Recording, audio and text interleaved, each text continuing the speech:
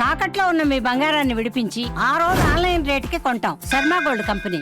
Welcome to Suman TV. ఒకటే ప్రశ్న, నిన్న నల్గొండ కోర్టు తీర్పు వచ్చిన తర్వాత సోషల్ మీడియాలో ఒక లైన్ చాలా బలంగా తిరుగుతోంది. అదేంటంటే మారుతీరావు ఆస్తిని అనుభవించే హక్కు అమృతకి లేదు, మారుతీరావు ఆస్తిని అమృత టచ్ చేయకూడదు, అమృతకి నైతిక విలువలు లేవు, అమృత వల్లే మారుతీరావు కుటుంబం అంతా నాశనమైంది.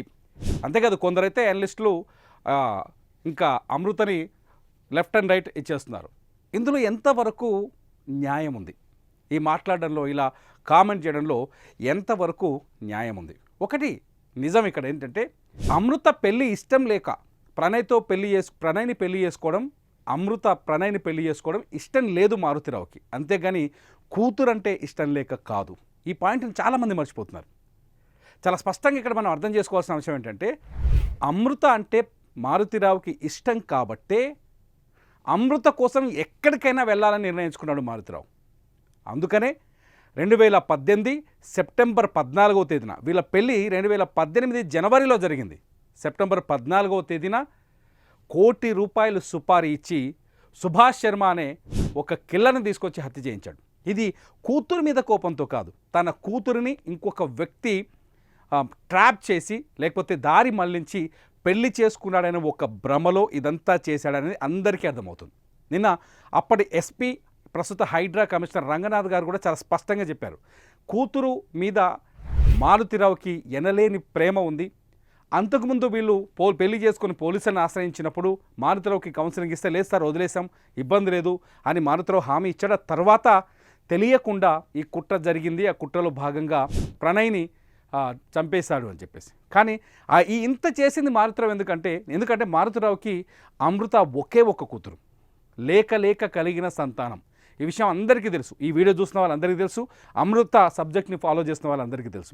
అటువంటి కూతురు తనతో ఉండాలని, తను సంపాదించిన ఈ కోట్ల ఆస్తిని తన కూతురే అనుభవించాలని, తన కూతురే సుఖశాంతులతో హాయిగా జీవించాలని ఆలోచించాడు మారుతీరావు. అయితే ఈ ఆలోచనల్లో అమృత మనసుని అర్థం చేసుకోలేకపోయాడు. అమృత మరో వ్యక్తిని ప్రేమిస్తుందని, ఆ ప్రేమను తాను కోరుకుంటుందని, ఆ వ్యక్తితో తను కలిసి జీవించాలనుకుంటుందనే విషయాన్ని మారుతీరావు అర్థం చేసుకోలేకపోయారు.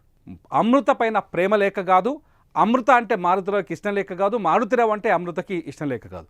ఆ రోజు హత్య జరిగినప్పుడు అమృత అన్యాయంగా ప్రణయ్ని చంపేశారు, చాలా దారుణంగా చంపేశారు. కూర్చోబెట్టి మాట్లాడుకుంటూ అయిపోయింది. అటువంటి చోట ఒక వ్యక్తి ప్రాణం తీయాల్సిన అవసరం ఏముంది?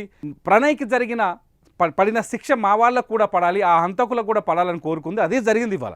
ఒకవేళ మారుతీరావు ఇవాళ బతుకున్న, తన తండ్రి బతుకున్న ఒక వ్యక్తిని చంపినందుకు, ఒక వ్యక్తి ప్రాణం తీసినందుకు, అది కూడా బహిరంగంగా నడి రోడ్డు పైన కత్తితో నరికించినందుకు ఇటువంటి శిక్ష వేయాలని అందరూ కోరుకుంటారు. ఇక్కడ కులాంతర వివాహం అనే పాయింట్ ఒక్కటే కాదు, ముందు ఒక మనిషిని చంపేశారు, ఆ తర్వాత కులాంతర వివాహం. మొదటి సబ్జెక్ట్ ఏంటి? మనిషిని చంపేశారు, తర్వాత కులాంతర వివాహం. ఈ నేపథ్యంలో చాలామంది మారుతీరావు ఆస్తిని అనుభవించే హక్కు అమృతకు లేదు, అమృత మారుతీరావు ఆస్తుల్ని అనుభవించకూడదు, అమృత వల్లే ఇదంతా జరగవచ్చు. అటువంటి పరిస్థితి ఏర్పడేది. అంత మాత్రాన ఆ తండ్రి కూతుర్ల మధ్య బంధం తెగిపోలేదు, అంత మాత్రాన మారుతీరావు ఆస్తిపైన అమృతకు హక్కు లేదని చెప్పడానికి కూడా వీల్లేదు. ఎట్టి పరిస్థితుల్లోనూ మారుతీరావు కుటుంబానికి వారసురాలే ఆమె అవుతుంది. ఉన్నది ఒకతే కూతురు, అందుకని ఇప్పుడు ఆమె తల్లితో కలిసి జీవిస్తోంది. ఆ రోజు మారుతీరావు హత్య చేయాలని నిర్ణయం తీసుకోకుండా ఉండునుంటే పరిస్థితి మారిపోయేదేమో. ప్రణయ్ని చంపాలనే నిర్ణయాన్ని తీసుకోకుండా ఉండునుంటే పరిస్థితి మారిపోయేదేమో. అమృతనే రియలైజ్ అయ్యేదేమో, లేకపోతే మారుతీరావే రియలైజ్ అయ్యి ప్రణయ్ని తన అల్లుడుగా స్వీకరించేవాడేమో. చాలా మంచి పరిణామాలు జరిగేవేమో. ఆవేశంలో తీసుకున్న ఆ నిర్ణయాలు, ఏ నిర్ణయం అయినా సరే, ఇక్కడ నేను చెప్పాలనుకుంటుంది ఏంటంటే, ఆవేశంలో ఏ నిర్ణయం తీసుకున్నా ఆ నిర్ణయం ఫలితం ఇలాగే ఉంటుంది. కాబట్టి నిర్ణయాలు తీసుకునే ముందే ఆలోచించి తీసుకోవాలి తప్ప ఇప్పుడు జడ్జిమెంట్లు ఇవ్వడం వల్ల ఉపయోగాలు లేవు. జడ్జిమెంట్లు అంటే కోర్టుల ద్వారా కాదు, మనం సోషల్ మీడియాలో చాలామంది ఇస్తున్నారు కదా, ఆ జడ్జిమెంట్లు ఇవ్వడం వల్ల ఉపయోగం లేదనేది నా ఒపీనియన్ రైటా రాంగా మీరేమనుకుంటున్నారు? ఈ వీడియో కింద కామెంట్ చేయండి. చూస్తూనే ఉండండి సుమన్ టీవీ.